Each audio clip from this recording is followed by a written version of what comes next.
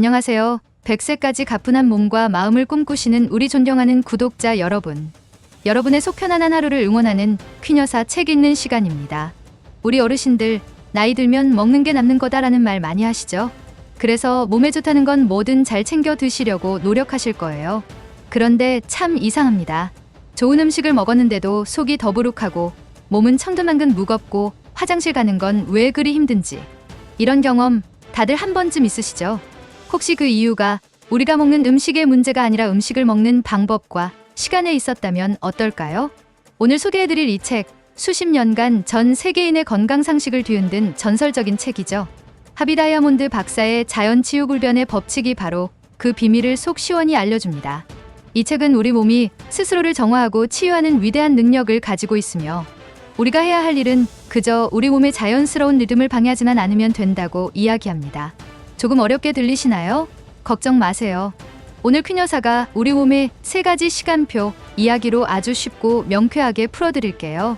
하비 다이아몬드 박사는 우리 몸이 하루 24시간 동안 정해진 시간표에 따라 움직인다고 말합니다. 바로 3대 신체 주기라는 건데요. 첫 번째 시간표는 아침 새벽 4시 낮 12시로 바로 배출 주기입니다.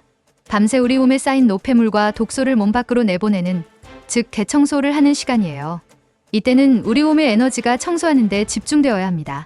두 번째 시간표는 점심과 저녁 낮 12시, 저녁 8시로 섭취 주기입니다. 음식을 먹고 소화시키는 데 가장 최적화된 시간이죠. 이때 식사를 하는 것이 우리 몸에 가장 부담이 적고 효율적입니다. 세 번째 시간표는 밤 저녁 8시, 새벽 4시로 동화 주기입니다.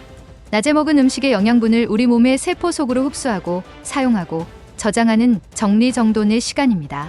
자, 이 시간표에서 가장 중요한 핵심이 나옵니다. 바로 아침 배출 주기에 무엇을 하느냐가 하루의 컨디션을 결정한다는 겁니다. 우리 몸이 열심히 대청소를 하고 있는데 여기에 소화시키기 아주 힘든 기름진 밥이나 빵, 고기 같은 음식을 넣어주면 어떻게 될까요? 우리 몸은 청소를 중단하고 모든 에너지를 그 음식을 소화시키는데 쏟아부어야 합니다.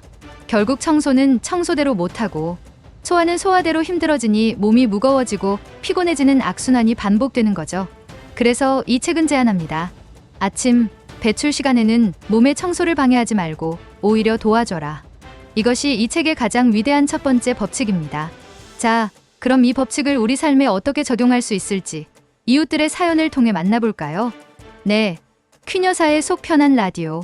첫 번째 사연은 지긋지긋한 변비로 고생하셨다는 70살 은실 어머님의 이야기입니다. 안녕하세요, 퀴녀사님. 저는 한국인은 밥심이라는 말을 신조처럼 여기며 살아온 사람입니다. 그래서 아침에도 꼭 밥에 국, 생선구이까지 거하게 차려 먹어야 든든하다고 생각했죠. 그런데 문제는 늘 아랫배가 묵직하고 화장실 가는 게 연례 행사처럼 힘들었다는 겁니다. 좋다는 유산균을 먹어봐도 그때뿐이었어요. 그러다 자녀에게 이 책을 추천받고 아침은 배출주기라는 말에 머리를 한 대 맞은 것 같았습니다. 믿져야 본전이라는 생각에 딱 일주일만 아침밥 대신 과일을 먹어보기로 했어요.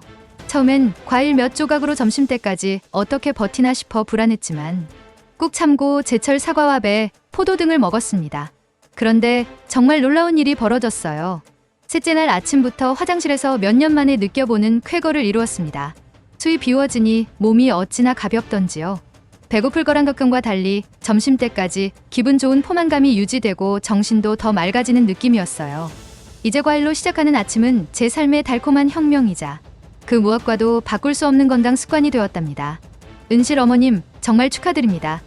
이 책에서는 과일을 스스로를 소화시키는 음식이라고 말합니다. 과일은 수분과 효소가 풍부해서 우리 몸의 소화 에너지를 거의 쓰지 않고 오히려 몸속 노폐물을 씻어내는 청소부 역할을 해준다는 거죠. 구독자님들도 일주일에 며칠만이라도 아침 식사를 과일로 바꿔보세요.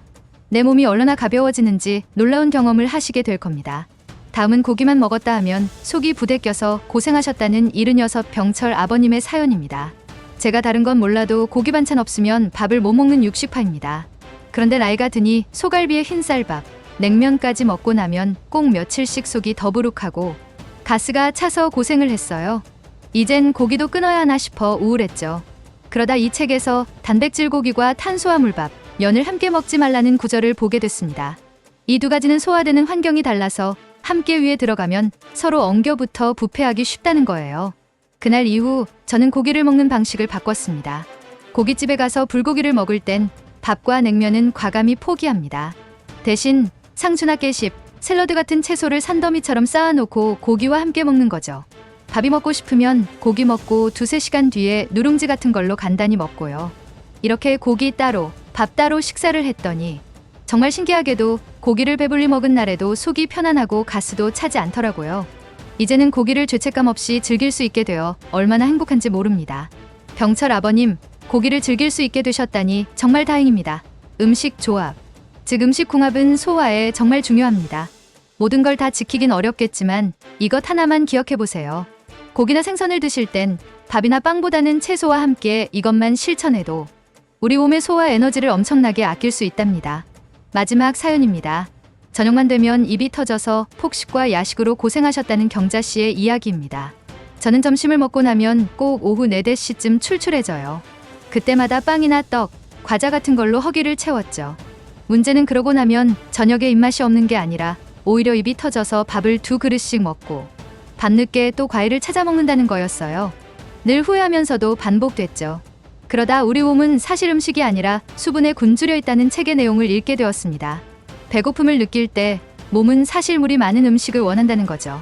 그날부터 저는 오후 간식을 바꿔보기로 했습니다. 빵이나 과자 대신 아삭한 오이나 방울토마토 혹은 배 한 조각을 먹었죠. 결과는 대성공이었습니다. 수분이 많은 채소나 과일을 먹으니 적은 양으로도 허기가 금방 가셨어요. 그리고 저녁 식사 때가 되어도 미친 듯한 허기가 몰려오지 않으니 적당량만 먹고 기분 좋게 숟가락을 놓을 수 있게 됐죠. 당연히 야식 생각도 싹 사라졌고요. 저의 폭식을 막아준 건 바로 오이 한 개였답니다. 경자씨의 지혜 정말 놀랍죠? 우리 몸은 70%가 물로 이루어져 있습니다. 그래서 우리 몸이 가장 좋아하는 음식은 바로 수분이 많은 음식입니다. 출출할 때 식사 전에 과일이나 채소를 먼저 드셔보세요. 포만감을 주어 폭식을 막아주고 몸속 노폐물을 청소해주는 일석이조의 효과를 보실 수 있을 겁니다. 아침에는 과일로 몸의 대청소를 돕고 고기는 밥 대신 채소와 함께 먹으며 소화를 편안하게 하고 출출할 땐 물기 많은 오이 한 조각으로 몸을 깨우는 것. 오늘 3분의 사연을 통해 우리는 자연치유 불변의 법칙이 얼마나 간단하고 강력한지 알 수 있었습니다. 이 책의 핵심은 결국 하나입니다. 우리 몸의 자연스러운 흐름을 거스르지 말고 그 소리에 귀를 기울여 달라는 것. 내 몸이 무겁다고 말할 때, 속이 불편하다고 아우성칠 때 우리는 그 신호를 무시하지 말고 식습관을 한번 돌아볼 필요가 있습니다. 내 몸을 가장 잘 아는 최고의 의사는 바로 나 자신이니까요. 오늘 이야기가 우리 구독자님들의 몸과 마음을 한결 가볍게 해드렸기를 바랍니다. 영상이 도움이 되셨다면 구독과 좋아요로 퀸여사를 응원해 주시고요. 댓글로 나도 이번 주부터 아침 과일 형음에 동참해보겠다 하시는 분들 힘차게 손 한번 들어주세요. 그럼 저는 다음 시간에 더욱 유익하고 건강한 책 이야기로 돌아오겠습니다. 그때까지 몸의 소리에 귀 기울이는 속 편안한 하루 보내세요. 감사합니다. 안녕.